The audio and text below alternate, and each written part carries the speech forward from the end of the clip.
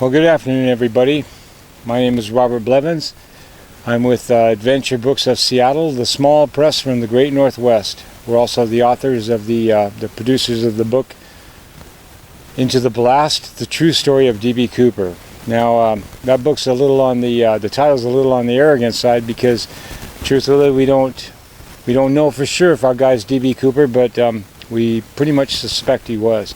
And this video is an attempt to try to show you the basic points of evidence against one Kenneth Peter Christiansen, a former U.S. Army paratrooper at the tail end of World War II, and who was also a guy who was an actual employee of the airline that was hijacked by famous hijacker D.B. Cooper. Now, for those of you who aren't real familiar with the D.B. Cooper case, it's the only unsolved skyjacking in U.S. history.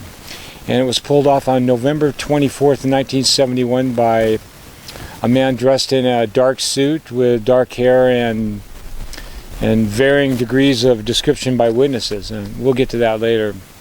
Anyway, I'm going to give a little background first, and then we'll move on from there.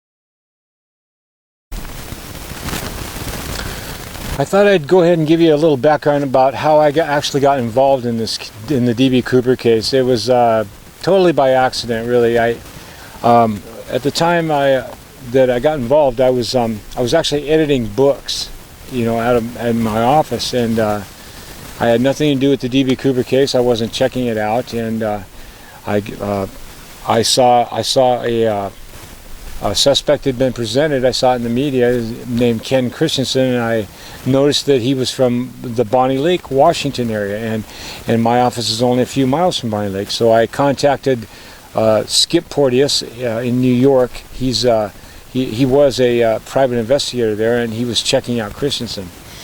I suggested to him that since he was in New York, and I was already here a few miles from where this Christiansen fellow used to live, that it might be better if we kind of worked together on it, So at first my idea was just to do some interviews for him of the people that Kenny knew best, Kenny Christiansen, and just give him the reports and let him finish his book, because he had sent me this manuscript, and after I checked it out, I told him, well, you have some pretty good evidence here, but really what you need is to talk to the people that Kenny knew best, and you don't have that. And so he sent me a big package of these files under an agreement of confidentiality, and I got my little Subaru station wagon and started driving all over the Northwest interviewing these people. And I didn't expect to really find much, to tell you the truth. I mean, it had been almost around 40 years since the case, and even though these people knew Christiansen, I didn't think they were just going to jump out there and say, oh yeah, he did it all right, because if he had, somebody maybe would have found out by now. And I was in for a big surprise, because from the very beginning, either people started lying to me about it, or they started finger pointing at other people they knew as possibly being involved in the hijacking. This was a big surprise. Now, and I wasn't really used to this, because before I went out on this Christiansen crusade, I was doing totally different other stuff, like I was doing this a lot. I'm actually the author of science fiction books. Not this particular book, but it's a science fiction. Yes, I've done 3 novels: Say Goodbye to the Sun, The 13th Day of Christmas, and The Corona Incident. I also co-edited a collection of science fiction short stories, 48 of them, that were written by 44 different authors from all around the world. That book is called Escape Velocity, the Anthology. And we called it that because we used to have a magazine called Escape Velocity in print, and we took some of the best stories from the magazine and put them into the anthology, as well as recruiting some new ones. Anyway, that's water under the bridge. Anyway, that's what I was doing at the time I was called onto this duty.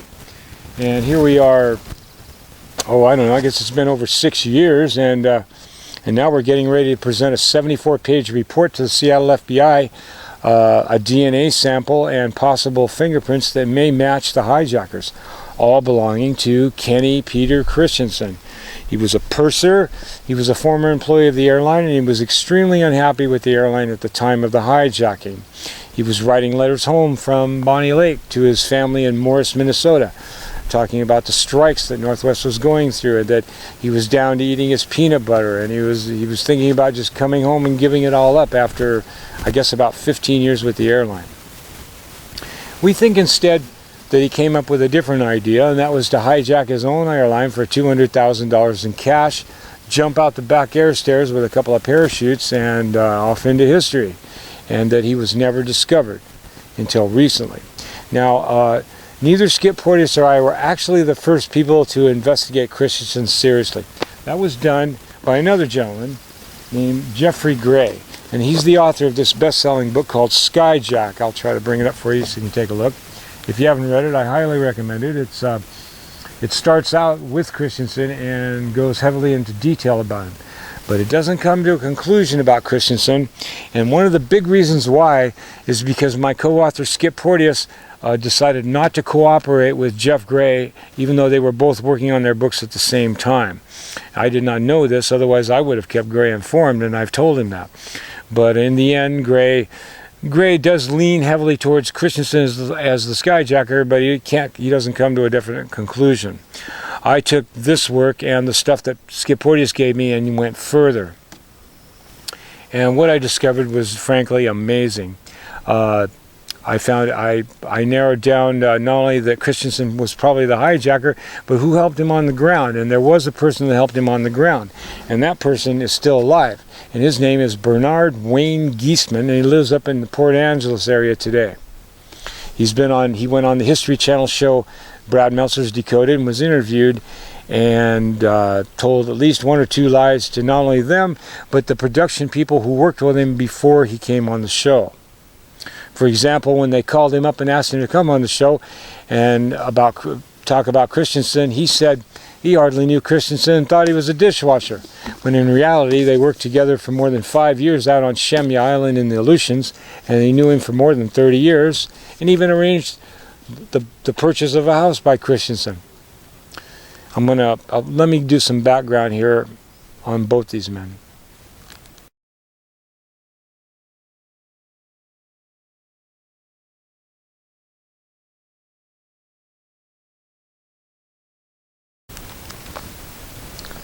I suppose one of the first things you have to look at when you're talking about a suspect in any criminal case is you've got to establish an alibi for them. Like, where were they at the time of the crime? And we actually happen to know where Mr. Christiansen was, along with his friend Mr. Geesman, at the time of the hijacking. And the reason we know this is because when they took off that week, they had family members who testified where they were. And where they allegedly were was Mr. Geesman suddenly told his wife the day before the hijacking that he decided to go camping in his new Airstream trailer. He had bought it about a month before at a bank repo sale, and he bought a station wagon to pull it with, and he took the trailer and he parked it down in Oakville, Washington at a shop building he owned there with some empty property. He was going to build a house there, but he hadn't done it yet. And he brought the wagon back to Bonnie Lake, where his house was. And when his wife asked him, why'd you leave the trailer down there in Oakville? You know, it could get broken into. He told her that not to worry about it. Then Mr. Christiansen, it was pretty much the same thing. About 6 weeks after the hijacking, witness Helen Jones told us that she saw Christiansen at the Sumner laundromat and asked him why he didn't come to Thanksgiving dinner at her house that year, and he said he was with Geesman. So we know they were together that week. Now, I want to show you a picture. It's become sort of famous on the internet. And we here at Adventure Books, we just call it the picture because sometimes really one picture does say 1,000 words. And I'm going to try to bring it up closer so you can see it. It's right here. You can see it or not. I'll hold it up a little bit. Is that it? Yeah. Okay, right there. Now that's a picture of Mr. Christiansen walking into his apartment in Sumner sometime between Thanksgiving of the hijacking and New Year's Day. And the reason we know this is because there's a Christmas wreath on the door. This is apartment J3 at the Rainier View Apartments in Sumner. That's where Kenny was living at the time of the hijacking. Now, when I first started going around and interviewing these people, the first person I interviewed was I interviewed Bernie Geesman. You know, I went up there. I drove up there to Port Angeles to see him. I went up to his door, just called on the door, and his girlfriend looked out at the window at me for about 5 minutes and didn't say a word, just looked at me. And then I held up my business card, and then finally Mr. Geesman, well, she answered the door, and I said I wanted to talk to Mr. Geesman about a guy he used to know named Kenneth Christiansen. So Mr. Geesman wouldn't let me in the house, but he came out on the front porch and we spoke for about half an hour. And he told me that I was pretty upfront with him, because at that time I had no idea that he might be involved in the hijacking. I was just interviewing him more or less as a character witness for Kenny. And he told me that there's just no way that Kenny could have done it. No way. Okay, because I want you to keep that in mind, that he said that, because later on when he went on History Channel, he told those people, yeah, Kenny could be the hijacker, which we sort of found strange, since we knew that the two men were together the whole week of the hijacking. So why would he throw Kenny under the bus instead of just telling the cast, well, Kenny couldn't be the hijacker, he was with me all week and we were camping. But instead he tells them, yeah, he could be the hijacker, he looks just like him.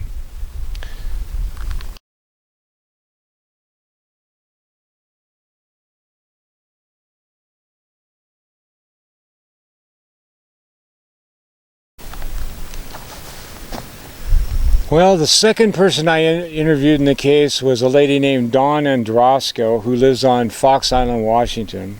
She's retired, a really nice lady, and she happens to be Bernie Geestman's sister. Now, to keep these people all straight, we believe that Kenny was the hijacker, D.B. Cooper. We believe that Bernie Geestman helped him plan it and was his assistant on the ground.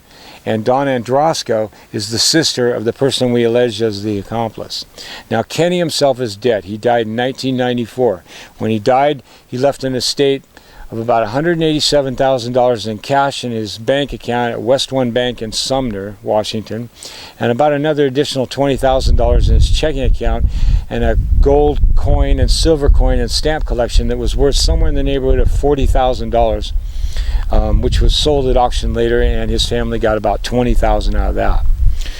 Now, the reason that I went out on these interviews, and I just kept running into surprise after surprise. Like I went to Dawn Androsco, and one of the things that Skip Porteous had warned me about was that he had a report that Mr. Christiansen, just about 6 months after the hijacking, had loaned Dawn $5,000 in cash so she could buy herself a house for she and her 4 children out in Buckley, Washington. The problem with that is that at the time, Kenny was only making $512 a month before taxes. And we just didn't see how he had that kind of money to lend, but I wanted to verify the story. So I talked to Mrs. Androsco about it, and she told me that not only that Kenny lent her the money, she said that Bernie was the one that she asked her brother Bernie to approach Kenny about the loan, which he did, and Bernie got the money and brought it to her, and that she took about 2 years to pay it off. She also said that for some months after the hijacking, that she and some of her friends actually suspected that Kenny might be D.B. Cooper, but that they later dismissed it because he just seemed like such a nice guy, and it didn't seem like in his character. This is a common theme I found out when I interviewed people about Kenny. They would always tell me what a nice guy he was, which kind of goes to the hijacker himself, because if you read the record, you know, for example, Tina Mucklow, one of the stewardesses, said that the hijacker was never cruel or nasty. He was always nice. And about the biggest threat that the hijacker ever made on the plane, even though he was threatening to blow everybody up, he said, let's get this show on the road. You know, one time when he didn't think they were being fast enough. And another time he said, no funny stuff or I'll do the job. You know, I mean, that's not exactly a real threatening threat, you know. I mean, I think that most hijackers, they're carrying a bomb and they're trying to get out of there with $200,000 in cash, are going to say stuff like, let's get going or I'll blow this plane to hell, you know. But he was pretty nice, this hijacker. Anyway, we know that that Kenny did lend this money to her. We just can't figure out where he got it from and how exactly the hijacking was pulled off. But eventually we got to that and we found out. And we developed a very good theory on pretty much step by step how they did it, how they got away with it. And I will get to that in just a moment.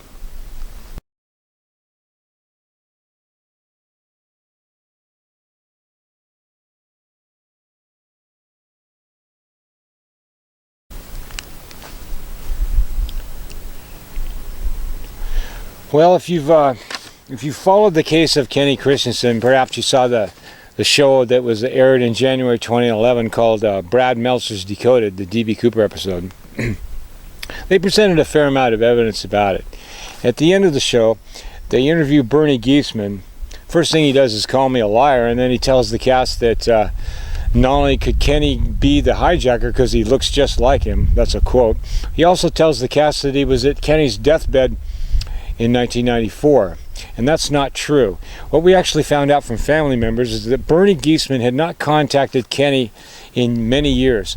But when Kenny was just a few days before Kenny died, Mr. Geestman actually called the house. And Kenny, by this time, was totally bedridden and under heavy personal care. I mean, he was in bad shape.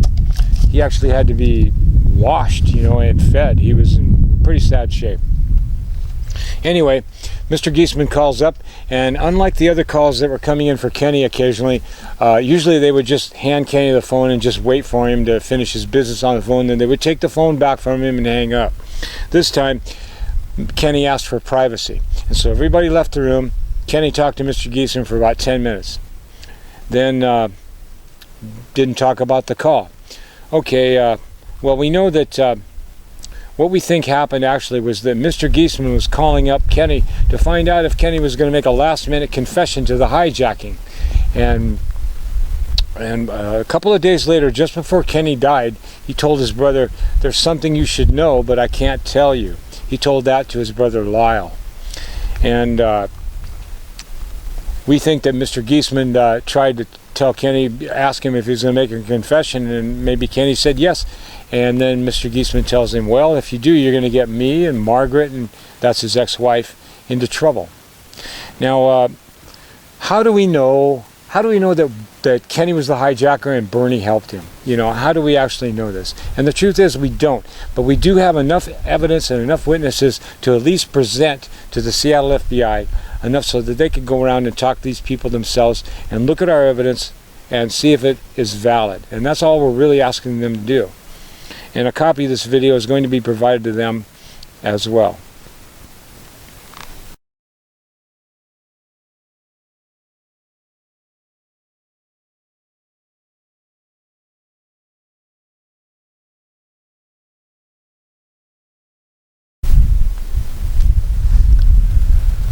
I'm going to do a more detailed listing of the evidence and how we believe it all went down. But let me give you the short picture of after 6 years how we figured that what actually happened. We think that Mr. Christiansen and Mr. Geesman planned the hijacking at Geesman's house in Bonnie Lake over the summer of 1971, and it was during this time that Christiansen constructed a phony bomb that he made out of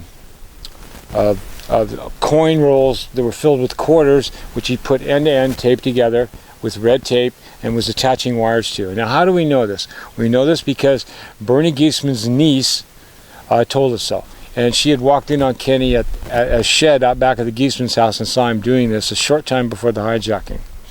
Now, we came to a point in the Christiansen case in about the middle of 2013 where we kind of ran into a dead end. We had everything we were going to get, and we just didn't, we were almost there, but we didn't have enough. Now, we knew the two men went missing for a week over the hijacking when they were supposed to be at a Thanksgiving dinner at a lady named Helen Jones' house down in Sumner, Washington. We know this. They went the year before. They actually went the year afterward. But they didn't go the year of the hijacking. And the reason they didn't, Kenny was going around telling people that he might fly back to Minneapolis to visit his family for Thanksgiving. And in fact, he didn't go. His family said so. And Mr. Geesman decided on the day before the hijacking, told his wife, I'm going camping in my new Airstream trailer I bought, and I'll be back in about a week. And she got really mad, but he took off anyway. And what we think happened was that he took his station wagon from Bonnie Lake, drove down to the apartment right down the hill down to Sumner, picked up Kenny. They drove down to the shop property in Oakville where the trailer was parked, and Geesman had his shop building there, and the next morning they drove down to Portland International Airport. Geesman dropped off Christiansen at the airport with his phony bomb in his suit and drove back up to Oakville to wait for him. Probably had a probably had a phone in the shop. We don't know for sure, but we think he did. Then Kenny boarded the flight, and passed a note to the stewardess demanding the money and everything. And I think some of you know the basic history of after that.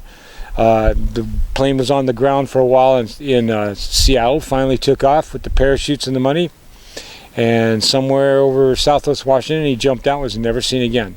But what we also anyway, but that isn't proof, that they just disappeared for a week. That doesn't make them the hijacker. Well, we know that Christiansen only made about $500 a month before taxes working for the airline. We know he was very unhappy with them because we have these letters where he's writing home about the strikes at Northwest, how unhappy he is, how he has no money, okay?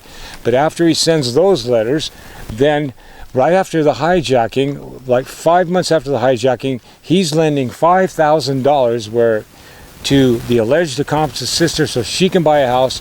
That's in April of 1972. And by June or July, he bought his own house in Bonnie Lake for about $15,000, half of which, and he financed it in a real creative way.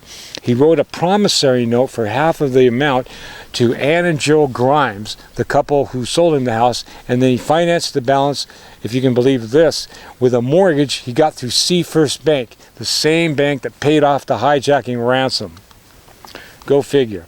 Anyway, now I interviewed, Ann and Joe Grimes are no longer alive, but I was able to interview their son, and what he told me was, well, I asked him, is your dad, your mom, the kind of people that would just take a promissory note on half the house and wait 18 years for their money, because 18 years was about the amount of time that it took Kenny to pay off the other $7,500 on that mortgage. And this young man told me, no, not a chance. My dad was a cash on the barrelhead kind of guy, and he would have wanted to get paid pretty quick on any promissory note. Okay, so if Kenny paid the note off in a relatively short time, where did he get it? We're talking over $12,000 here in just a few months from a guy who was declaring taxes of around $6,000 a year at the time of the hijacking. Well, we think he got it from stealing it from the airline he worked with, and he did it with the help of his good friend Bernie Geesman. He and Bernie had known each other for a lot of years, although when History Channel first contacted Mr. Geesman, he told Marisa Kagan at History Channel that he hardly knew Kenny and thought he was a dishwasher. And Marisa Kagan sent him 20 photographs of he and Christiansen together working on Shemyan in the Aleutians for Northwest, 15 years before the hijacking, and pictures right up through Geesman's wedding where it shows Kenny in attendance. And then he changed his tune and agreed to appear on the Decoded show. When he gets there, he lies to them. It's been a difficult investigation, let me tell you. But you know what? When people lie to you, the first thing you got to ask yourself is what would motivate them to lie, and what have they to gain or lose by lying? And we think that Geesman just doesn't want to be found out.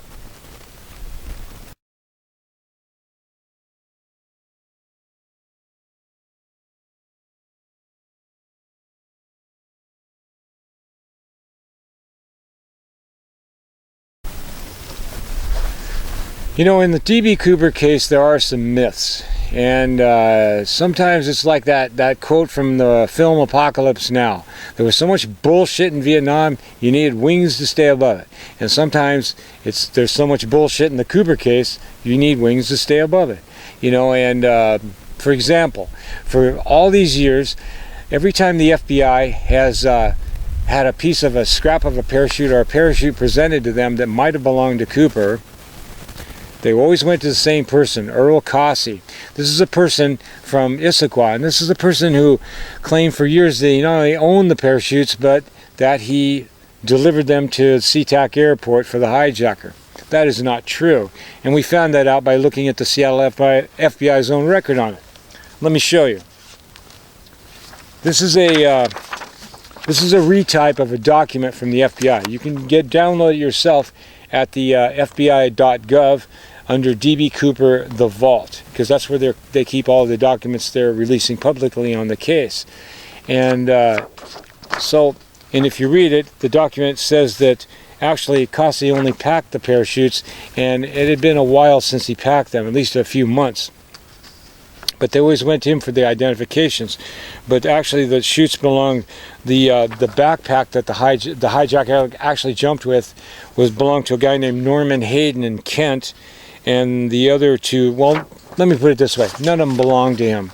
And yet, you know, he's also the person that dismissed the Amboy chute that was found down in Amboy, Washington in 2008. And if you go on the internet and try to find out why the FBI actually said that it wasn't Cooper's, you can't. They don't actually give a reason. They just say by a preponderance of the evidence.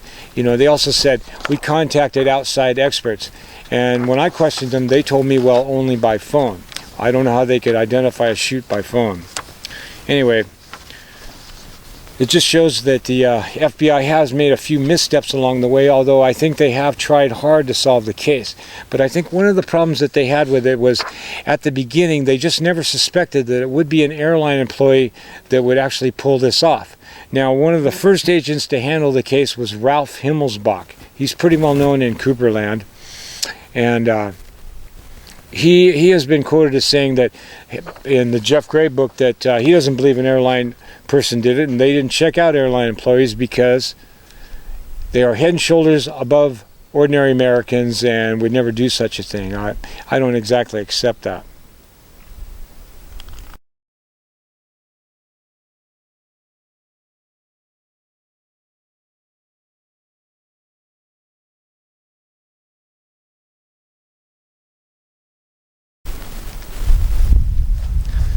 One of the more interesting characters in this investigation has definitely been Margaret Ann Geestman.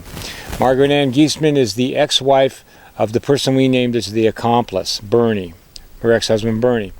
And she lived on a ranch alone out in the Methow Valley up there in Twisp, Washington. And I made 7 trips up to Twisp to interview her. And for the first 6 interviews, she told me she was sure her husband was involved in the hijacking, but wouldn't give any details on it. And she consistently protected Christiansen, said, no, it wasn't him, it was somebody else. And she tried naming 2 or 3 different people as the hijacker. One of them was 5'4" and blonde hair with blue eyes, so I knew it couldn't be him. And on interview number 7, I finally got tired of this, and I went to her and I said, I presented her with everything we had on Christiansen and Geesman, and I said, look, you know, and that's when she finally admitted, yes, it was Christiansen that went missing with her husband that week. You know, I think Mrs. Geesman was frightened. You know, she was scared of the FBI, and she thought that even after all these years, if they find out that she was somehow involved or keeping it quiet, that she could actually lose her ranch. Okay, so in January 2011, History Channel runs the Decoded program on Christiansen. And it wasn't a whole long time after that suddenly Mrs. Geesman cashed out her ranch for, I don't remember the exact number, I think it was just under $500,000 to the Washington State Fish and Game Department, and then told her lawyer, S. Renee Ewalt, and the bank officer who handled the sale, that would be Dave Thompson, Thomsen, from Winthrop, Washington, told both these people to not reveal where she was going with all this money. And she blew town, and nobody's seen her since. Nobody knows where she's at. She may be in a nursing home, who knows, you know, because she was getting pretty old, although when I talked to her, she was pretty spry. She was 81, but she was still running her own ranch and driving her truck into town for groceries. We think that and I told her the Decoded show was coming, and I think after she saw it, she got a little scared and decided to just get the money for her ranch and go. And I think one of the first things the FBI ought to do is talk to her.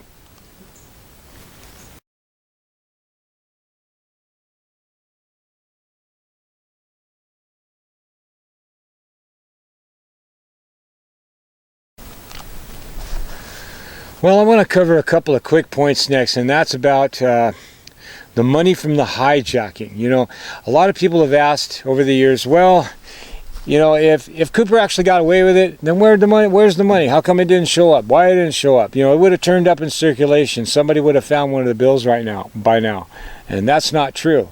And the reason is, what happened was, after the hijacking occurred, John Mitchell, you remember him, your famous attorney general from the Nixon days, issued a list of the bills. Now, this list went on for, I think, 32 pages. And it was to all $20 bills. And what they did was they sent the list out to all the casinos, all the Federal Reserve banks, and most of the banks in the Pacific Northwest, which they asked the tellers, you know, check your incoming 20s, and if you find anything on this list, you know, call it in. Well, that's all well and good. And can you imagine thousands of tellers trying to check through every 20 they got off a 32, 34-page list of numbers? 10,000 different non-sequential numbers. And tellers are supposed to check against this. And, you know, Ralph Himmelsbach, the FBI agent Ralph Himmelsbach, claimed for years that Treasury Department was looking, you know, for the bills. I called Treasury Department in 2010, and I had talked to a senior executive there, and what he told me was no, they weren't. He said any kind of such effort wouldn't have went on for more than a week, if that. He said they literally get truckloads of used and damaged currency every week, and they just wouldn't have had time to go through truckloads of currency looking for individual $20 bills. And another point is, in 2008, another FBI agent from Seattle who was handling the case for a while, named Larry Carr, went on the radio, and he did an interview, and you can listen to this interview. You go to the D.B. Cooper page at Wikipedia, and it's down there at the bottom under outside links, and it says Larry Carr radio interview. Just click on it and listen. Larry Carr admits that within 3 months, almost every bank in the Northwest had given up the search for the bills, and within 6 months, all of them had. So that means after between 3 and 6 months, nobody was even looking for the bills anymore. Treasury wasn't looking. The banks weren't looking. Who was looking? Nobody. So at that point, you could pretty much spend the money at your leisure, and nobody's going to catch you. And that's how they didn't find the bills.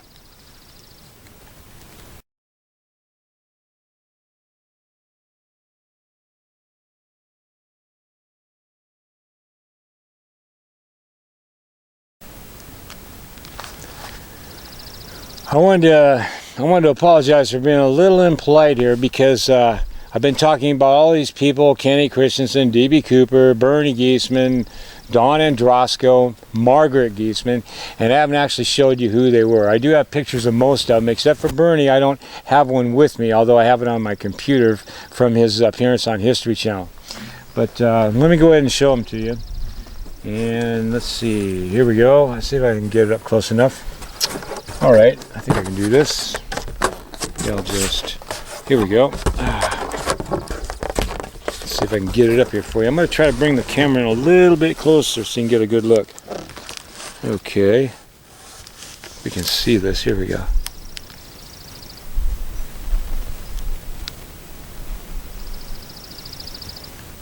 There we go. I think that's it. It's not very good. Come back here. Let's see. Might have to bring the picture in like this. Here we go.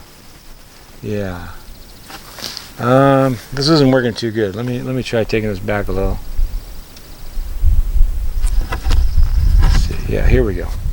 Okay, this is Mrs. Geesman. This is the lady who blew town with almost $500,000 after her story came out on Decoded. This is her as a younger age.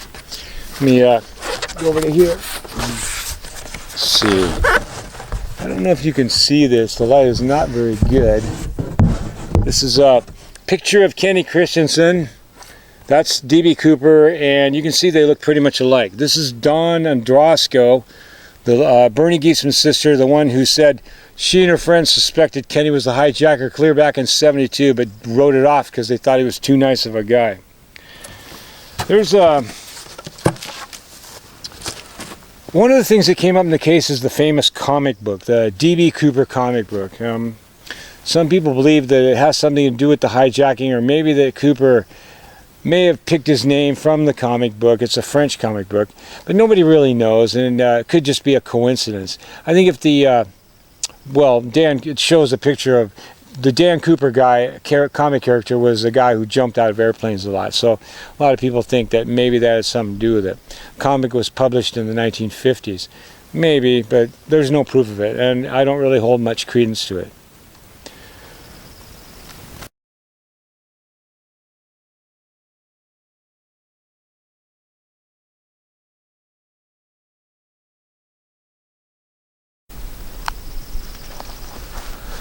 Well, let's ask ourselves for a moment. Let's imagine for a moment that Kenny was the hijacker. Him and Bernie pull it off. Christiansen manages to boonie crash out of the woods wherever he was and get to a payphone somewhere. You know, payphones were pretty common back in those days. I mean, there were, even on country roads, you could find them outside of any old store or whatever.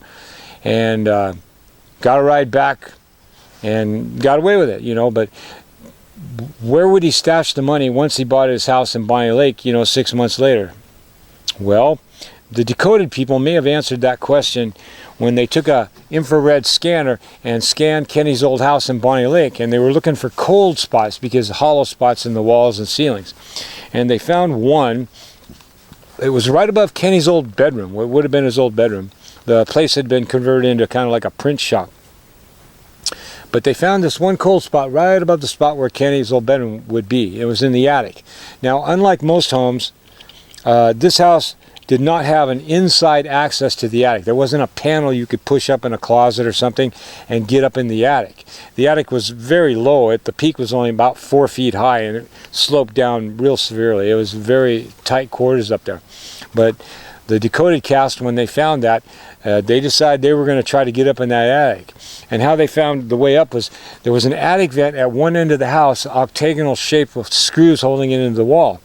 And cast member Scott Roll, he's a former prosecutor, he got up there on the ladder, took the screws out of the attic vent, crawled inside with a flashlight, and surprise, he found this. He found this. Let me show you. Here it is. Yeah. I was actually given permission to keep this. It's a piece of Formica board, and it's really old. I had it taken to a place in Kent, and a guy who'd installed countertops for a lot of years told me, he said it was probably from the 60s, you know, because it's made out of good solid plywood and instead of like chipboard, and he just judged the age around the 60s. Now what it was up in the attic, there are ceiling joists running every so many inches, and what somebody did, and we think it was Kenny, they took a couple of shorter boards like this and nailed them in between the joists to make a sort of a box, and the bottom of the box would be the sheetrock for the ceiling, and then took this old scrap piece of Formica countertop, put it on top, and covered it with insulation. And we actually believe that that's the spot in the Bonnie Lake home where the money was hidden. Now, how do we know that this actually was Kenny's and that he was the person who did it? And we have some pretty good evidence. And one of them is Kenny had a friend named Helen Jones, and he would go there and eat Thanksgiving with her, dinner with her and her family every year with the Geesmans.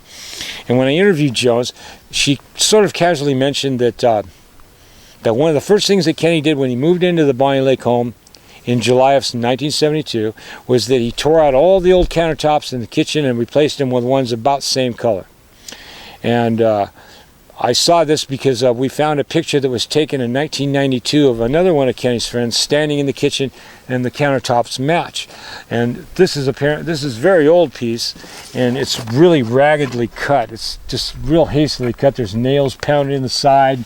The cuts are crooked. It was done really quick. And what we think happened was when Kenny first moved in, he decided to hide the money up in the attic. And so when he's ripping out the countertops, he took this piece from the scraps, cut it up, and went up there and nailed that box together, put this thing up, put the money in there, put this thing on top, and covered it all up with insulation.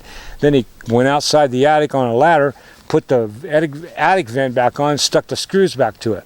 Now, if you think about it, that's a pretty damn good place to hide something in your house. And we think that's where he hid the money.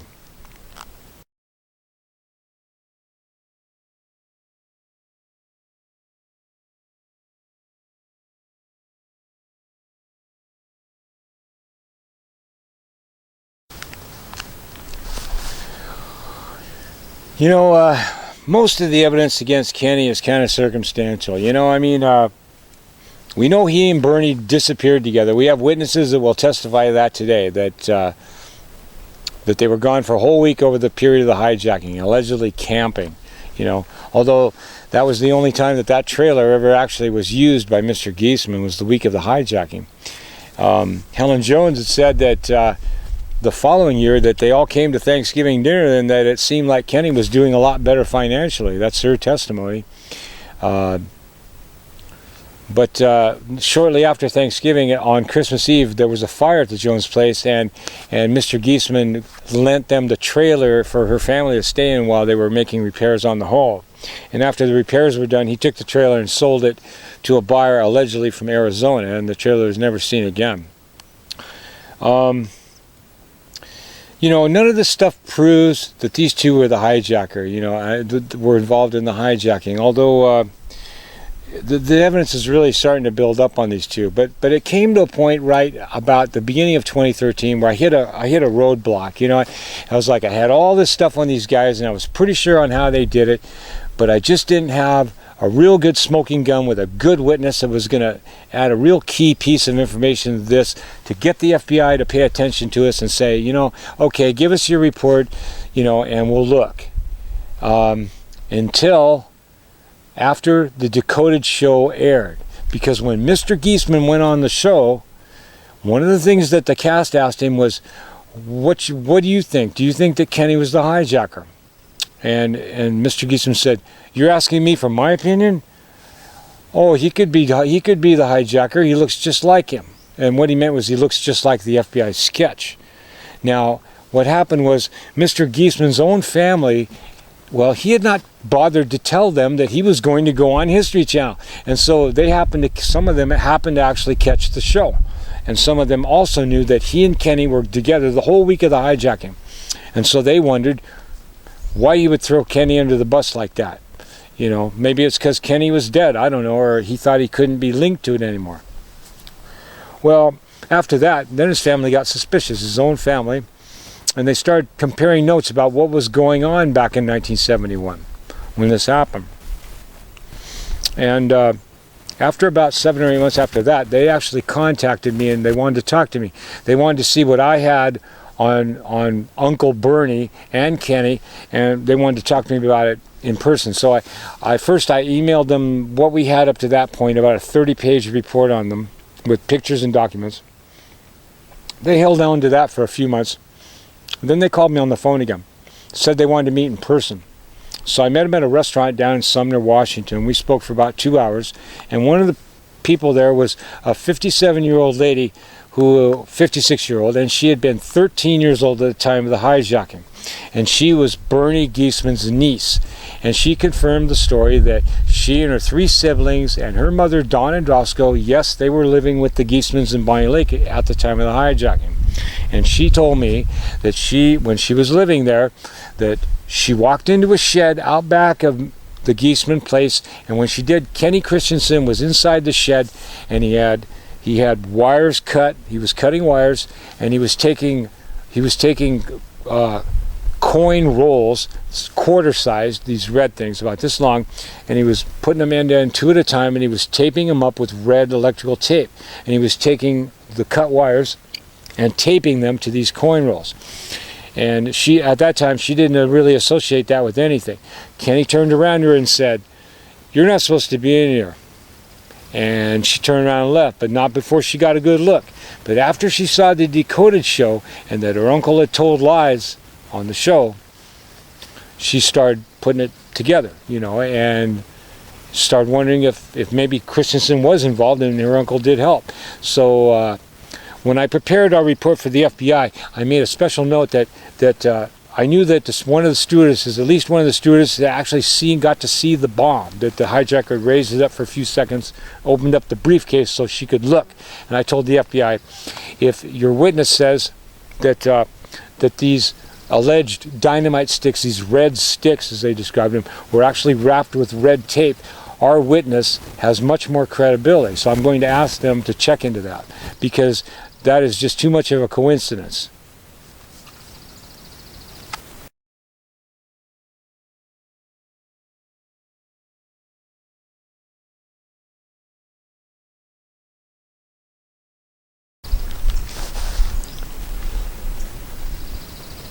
There's a couple of things that happened during the hijacking that are historical, and did help lead me to believe that somebody in the Puget Sound area was responsible. And not only that, but they lived pretty close to the airport as Kenny, at the time, that Kenny Christiansen and Bernie Geesman did.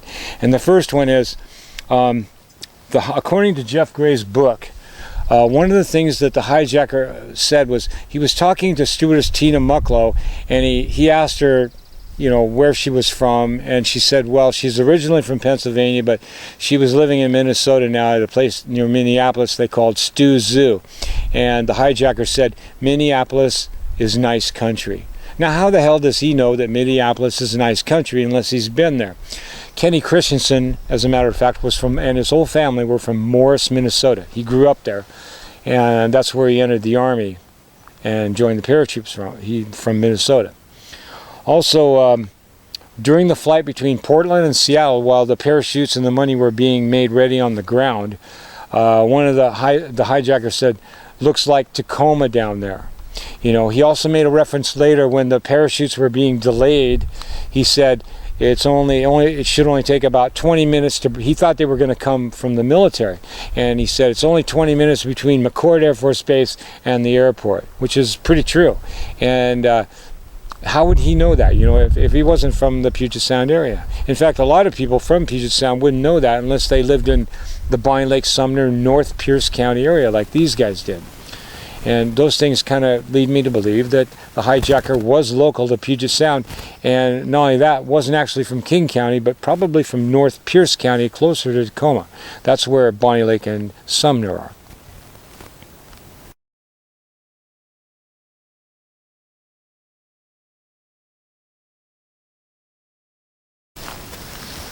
Well, we've talked of a lot of the positive points on how Christensen may have been the hijacker and that Bernie Geestman was the guy who helped him. But I think we should address some of the negatives as well, to be fair. And one of them is, one of the big ones I get is, Christensen doesn't quite fit the description. The hijacker was described as having brown eyes, and that he was maybe somewhere between 5'10" and 6'1", and Christensen was 5'8", so he couldn't be the guy. Also, Christensen was real thin on top with hair, and the hijacker had hair. So how could it be that Christensen could be the hijacker? He doesn't quite match the description. And I'm going to give you one good reason. Because the witnesses never actually agreed on what the hijacker looked like. Also, although people have actually made fun of me for this, but I have postulated that when somebody's sitting down in the confines of an aircraft cabin, it might be rather, if you mostly see them sitting down, it might actually be kind of hard to tell how tall they really are. Although, admittedly, the hijacker did stand up a few times. Anyway, but the witnesses did not agree. And the reason I know this is because author Jeffrey Gray was one of the only people allowed to examine the actual original witness reports taken down by the FBI right after the hijacking from passengers and crew. And I'm going to read a bit out of his book out of page 91. It's the part where they're starting to interview the witnesses. In Seattle, agents re-interview witnesses. They need to know what the hijacker looked like, so the bureau artist can create a sketch. About how old was he? George Labissiniere, the truck driver's lawyer, says he had a clear view of the hijacker because he went to the bathroom so many times during the flight. He was no older than 35, he tells the feds. He was about 50, Cord Spreckle, the printer, tells agents. Spreckle had a good look at the hijacker, too. The man looked so suspicious. Why was he wearing sunglasses? And what kind of facial features? He had a square jaw, Spreckle said.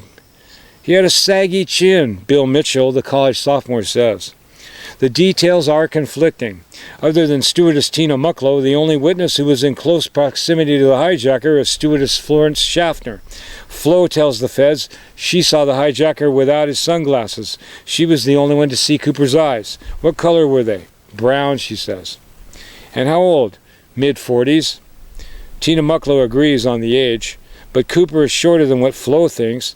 Tina says the hijacker is between 5'10" and 6 feet. Flo says 6 feet tall, no shorter. And his hair was black. Tina says his hair was dark brown, and so was his suit, which may have had a black stripe, Tina says. What about his shoes? Ankle-length leather shoes, pebble grain, no laces. All three stewardesses came up with different combinations from the FBI's facial identification catalog. All three of them. None of them agreed exactly on what the hijacker looked like.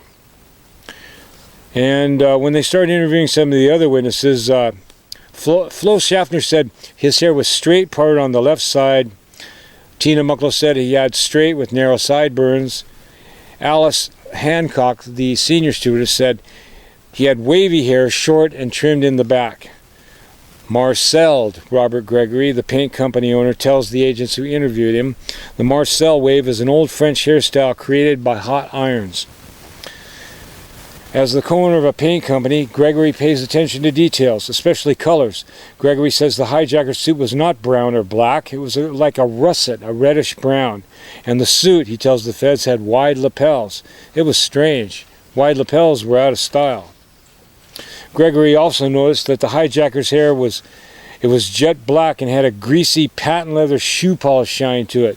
The hair was so dark it could have been dyed. And how tall was he? Not that tall, Gregory tells the feds, about 5'9". So as you can see, contrary to the popular myth that's been going for decades, showing the description and the picture of the hijacker and pushing this off on the public as this is D.B. Cooper, the truth is the real people who were there on the flight couldn't agree. You know, and one of the things I've pointed out to people is that the only people that I actually trust some of the other witnesses' descriptions better than the stewardesses, because the stewardesses were under a threat of getting blown up.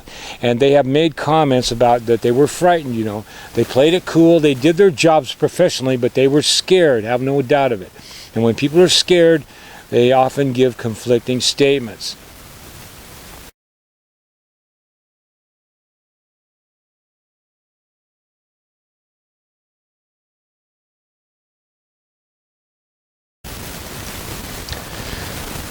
Well, we're going to be presenting a report. Adventure Books of Seattle is going to be presenting a report, a detailed report on the evidence that we have and the statements by the witnesses that we interviewed, and some other items. And these other items we're going to present excerpts from photo albums. They're kind of white sheets that look like this with pictures on them, and they have plastic covers. And they came out of Christiansen's personal photo albums. And there are more available at his brother's house in Morris, Minnesota. And we're going to present that in the hope that they can peel the plastic back and possibly get fingerprints from the pictures. Kenny lived alone, more or less. I mean, he never married, so we're hoping that his prints will be there. And then they can match him to... The FBI has about 66 prints from the hijacking. What happened was after the plane landed, they took it in as evidence. They dusted the whole plane from front to back. They fingerprinted all the crew and everybody who had been on that plane, whether they got off on the way or whatever, all the way from Minnesota to Seattle. And then they compared all those people's prints with all the prints they got from the hijacking, and they came to about 66 at the end that they couldn't identify from any of those sources. And so and some media outlets have said that the FBI feels that about maybe six or seven of the prints are definitely from the hijacker. They're certain of it. So we're going to submit those photo sheets for possible comparison. Now you're probably wondering, well, why don't you just go to the U.S. Army and get Kenny's full set, you know, to compare? And the problem is they're probably not available, because in 1973 they had a huge fire at the Army Records Center down in St. Louis, Missouri. This fire went on for days, and it was where 80% of the Army records for most people in the Army between the early 1940s until 1973 or so, 80% were destroyed. So we don't even know if Kenny's prints are even available anymore. Now we were able to get his entry, his entry information into the Army, the unit he went, where he joined, and all that. And we got his DD-214 showing he was a paratrooper who served with honor, by the way, and got a couple of medals. But we may not be able to get his full print, so we're hoping off of this. Now the FBI also has the tie the hijacker left behind on the plane. And a few years ago, when DNA was really started rolling, the FBI tried to extract DNA from the time. They got what's called partial profiles from it. And Agent Fred Gutt up in Seattle has told me personally over the phone that these partial profiles, if they're compared to a suspect's profile, it can't match them, but it can eliminate them from contention. Okay, so what we're going to do is we have a DNA sample from Kenny's brother Lyle, and we're going to submit that DNA sample for comparison to the partials. And then we also have the 74-page report, of course, with the pictures and documents that we think relate to the hijacking and involving Kenny and Bernie. Now, I'm gonna go into some of this in a moment. This is a shortened version of the report. This just covers the major points of how we think the hijacking was planned and actually done, and what happened afterward. And I'm gonna go into that in just a minute. Now, like I said, we can't prove that Kenny was the guy, and only the FBI can do that. So what we're going to do is, sometime not too long after this video airs, we're going to present all this stuff in person to them, and just ask them to look. That's all we're going to ask. Talk to the witnesses. We have their emails, their phone numbers, their addresses for them, and all the testimony they actually gave, and they can go talk to them and make their own conclusions. And that's all we're asking.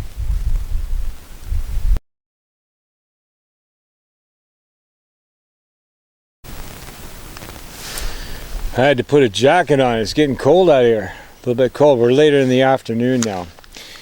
Anyway, this document is actually available publicly at our website, www.adventurebooksofseattle.com. I also have a forum that we have going where the main topic is D.B. Cooper, although we do try to cover other stuff as well, other unsolved crimes. It's called Unsolved Crimes at, .net, I believe. Just search. You actually can find the link at Adventure Books anyway. This is a public document that we released that kind of boils down all the stuff into just basically how we think it was planned, how they did it, And I'm going to read some of the points off for you, okay? And we'll just wrap it up with that. This is a general overview of the case on Christiansen. It's submitted by yours truly, Robert Blevins, and Skip Porteous of Sherlock Investigations Incorporated, New York. We believe the hijacking was done by Kenneth Peter Christiansen with the direct assistance of Bernard Wayne Geestman of Port Angeles, Washington. We also believe that Geesman's former wife, Margaret Geestman, did not discover what the two men had done until shortly after the hijacking and was not told, and that she continues to keep their secret to the present day, along with the $500,000 she got from Washington State Fish and Game and then blew town with. And please don't tell my lawyer and my bank officer will not tell you where I'm going. Okay, that's pretty suspicious in and of itself. I think the FBI will talk to her. They'll find her. That the hijacking was planned over the summer of 1971, and that this planning occurred mainly at the Geestman home in Bonnie Lake, Washington. That approximately 6 weeks prior to the hijacking, that Mr. Geesman purchased an Airstream trailer via a bank repo sale and a station wagon from a used car lot in Elma, Washington. That he parked the trailer on property he owned in Oakville, Washington, and then drove the station wagon back to his home in Bonnie Lake. Additionally, that this action was a part of the planning done for the hijacking. That Kenny Christiansen told at least 2 people he knew shortly before the hijacking that he would be flying back to Minneapolis to visit his family, but in fact he did not go. For Thanksgiving 1970, the year prior to the hijacking, that both the Geestman couple and Kenny Christiansen attended Thanksgiving at the home of Helen Jones in Sumner, Washington, and were expected to attend again in 1971. That less than a month prior to the date of the hijacking, a family member of Bernie Geestman's, his niece, daughter of witness Don Androsco, walked into a shed on the Geestman's property and observed Kenny Christiansen working with items similar in nature to items that could have been used to create the bomb used by the hijacker. That Kenny Christiansen, when he saw her in the shed, said, "You're not supposed to be in here," and asked her to leave, which she did. The witness was approximately 13 years old at the time. that on the Monday or Tuesday prior to the Wednesday hijacking, Mr. Geesman told his wife he was driving to Oakville to pick up his recently purchased Airstream trailer and go camping over the Thanksgiving holiday, including the weekend following. An argument ensued over this between Mr. and Mrs. Geesman, but Mr. Geesman took the station wagon and left anyway. That Mr. Geestman drove from Bonnie Lake down the hill to Kenny's place a short distance away in Sumner, picked him up, and the two men went on to Oakville. That on the Wednesday morning of the hijacking, Mr. Geestman and Kenny Christiansen drove to Portland International Airport. Christiansen was then dropped off at the airport, while Mr. Geestman drove back up north to the property in Oakville and waited at the trailer. That there was a shop building on the property, but not a house, and that a telephone may have been installed at the shop.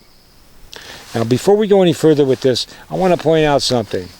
When you look at a map and you see where Bonnie Lake and Sumner is, and you look and see where Oakville is, it doesn't make a lot of sense that the hijacker would actually go all the way down to Ariel and jump there.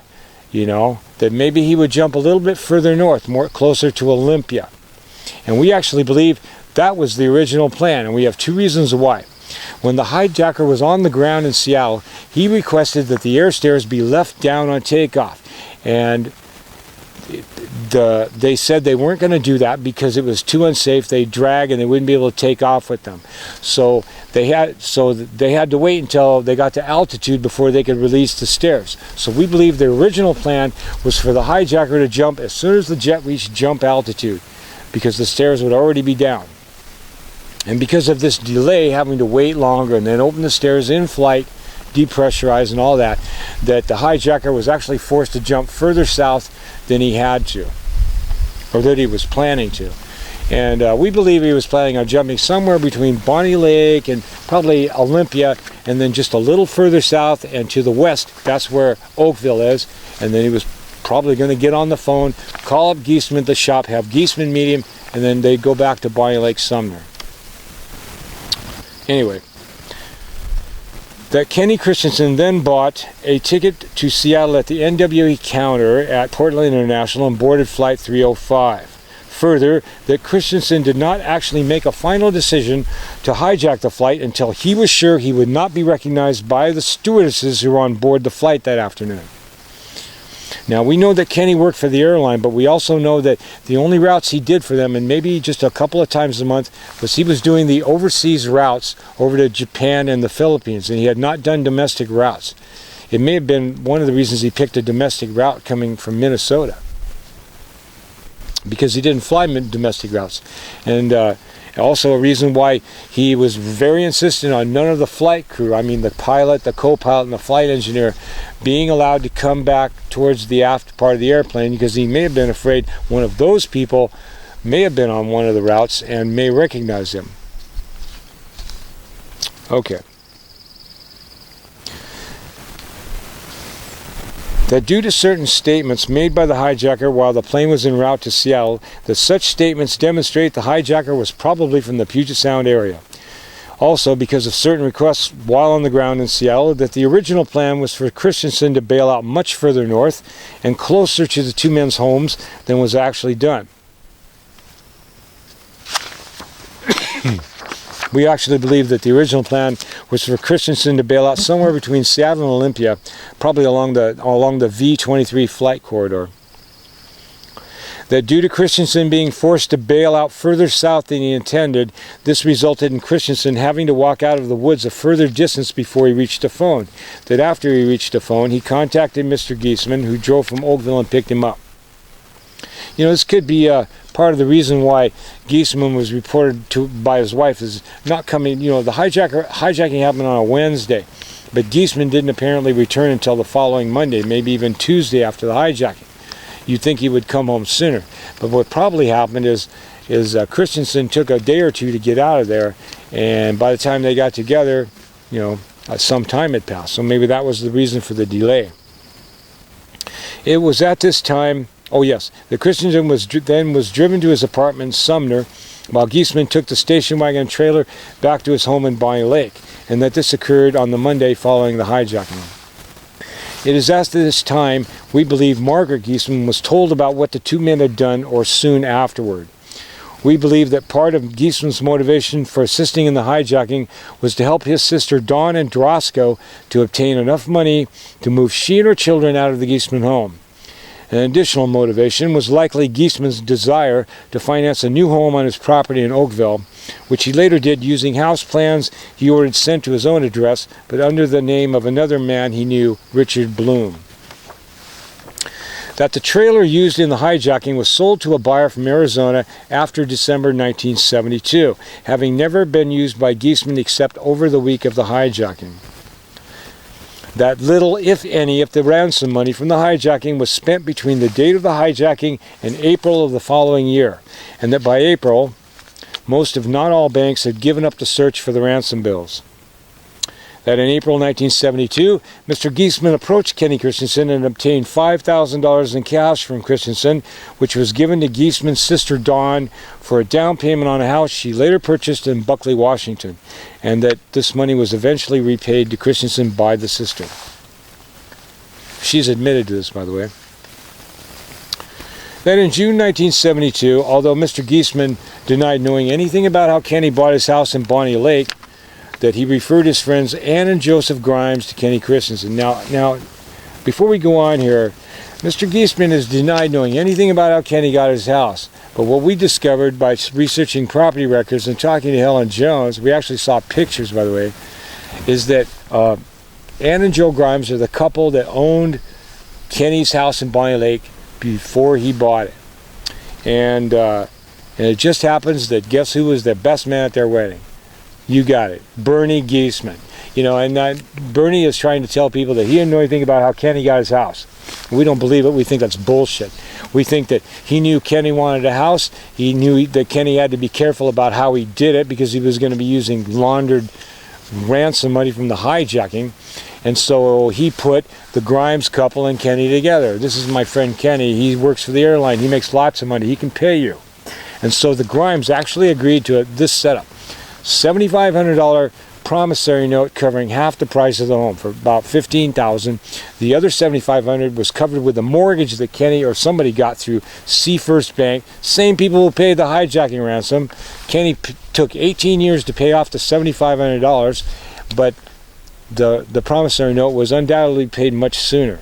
And where Kenny got all the money to do this, we have no idea unless he was the hijacker. Anyway, some of these points I've already covered, like the countertop and everything, so I'm going to leave that alone. I'd like to cover one more thing, though. It's about the FBI, and we believe that that during the initial investigation that the FBI failed to consider that the hijacking could have been done by an employee of the airline, and that this failure assisted Mr. Christiansen in escaping the notice of law enforcement. As far as the money down by Tina Bar that was found in 1980, I've heard people say, well, maybe the hijacker went into the river. He died. The money washed up there. Okay, I have an answer for that. And or maybe it was dredged off the bottom of the Columbia. But the problem is this. It wasn't just one bundle they found there, and it wasn't most of the money. They found about 3 bundles of the cash in the same exact spot. Now, you're going to have to tell me if it falls out of the sky or Cooper goes into the river and it floats down the river, how 3 bundles end up mysteriously in the same exact spot. Even if it was dredged, you know, I just can't believe that 3 could end up together. People have actually made fun of me for that, but if you think about it, I mean, if you just use common sense, it makes more sense that, well, I don't think the money was actually buried there. I don't think, if Kenny was the guy, I don't think he just went to the river at Tina Bar and dug a hole and buried the money. I think what happened was he took 3 bundles and put them in a bag and threw them into the river, hoping it would wash up somewhere. And they did. And what would motivate Kenny Christiansen, if he was Cooper, to do something like that? Why would he do that years later? Now, the Citizen Sleuths, that's at citizensleuths.com, are 3 scientists type folks who were actually allowed to examine the physical evidence on Cooper. And they came to a lot of conclusions. You can see their tremendous website at citizensleuths.com. But one of the things they agreed on was that the money didn't go into the river or anything else in 1971 and stay outside for 9 years before Brian Ingram found it on, digging a hole down there to make a campfire. They think the money arrived later. They're certain of it, just of the condition of the money. What would motivate Kenny to do something like that? Well, okay. You know, we have a letter addressed to Kenny from the president of Northwest Airlines, and it's dated November 24th, 1976, exactly 5 years after the hijacking. And the letter congratulates Kenny for his 25th year with the airline. And it's exactly the day that the statute of limitations would have run out on the hijacking. Okay. What does this have to do with the Tina Bar money? Okay. The problem is the statute of limitations did not expire on the hijacking because at the very last day, 2 FBI agents went down to Portland, got in front of a federal judge down there, and went around the statute of limitations and managed to talk the judge into a John Doe warrant for the hijacker.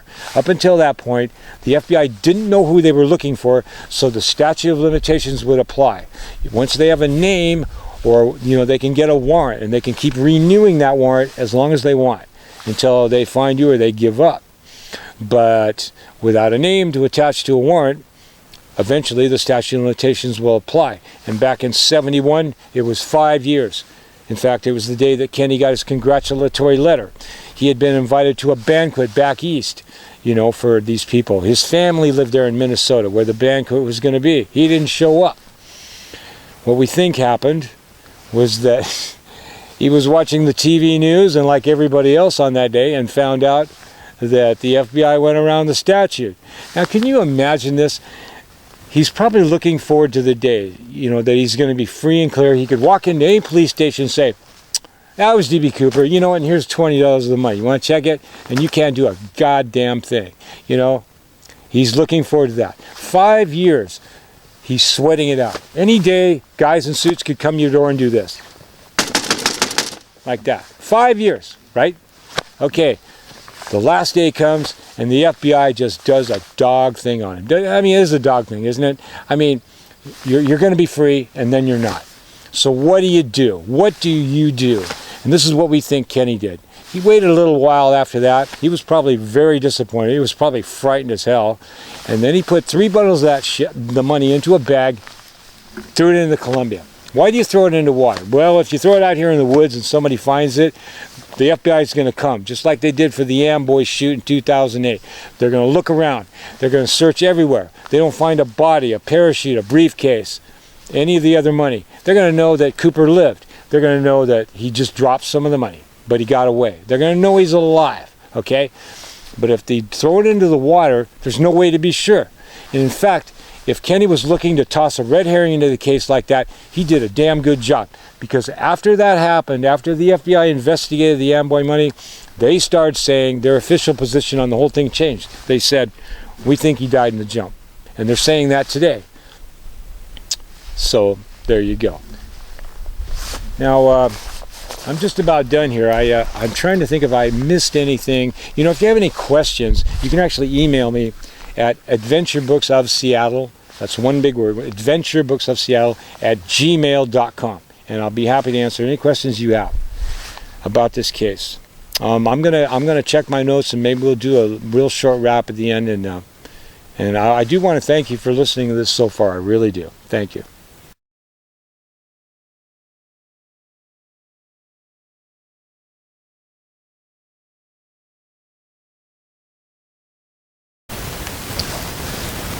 Well, I'm going to wrap it up with something I think just a little bit more drama. You know, after 6 years of investigating this and getting laughed at by some people and being attacked by other people, I mean, there's a lot of jealousy in the D.B. Cooper case and a lot of competition sometimes.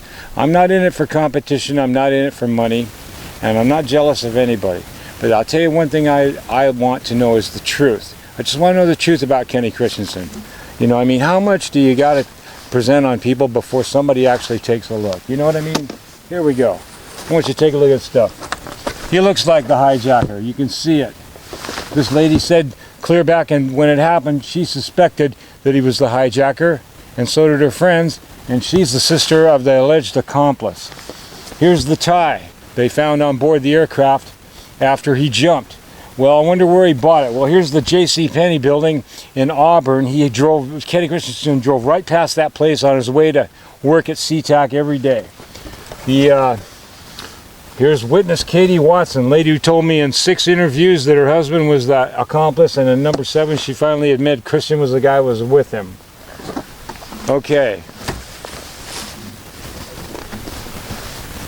Here's the house he bought from the people in Bonnie Lake, allegedly on a promissory note and a promise to pay, but he somehow that year he came up with over $12,000 in cash, and he only made $500 a month.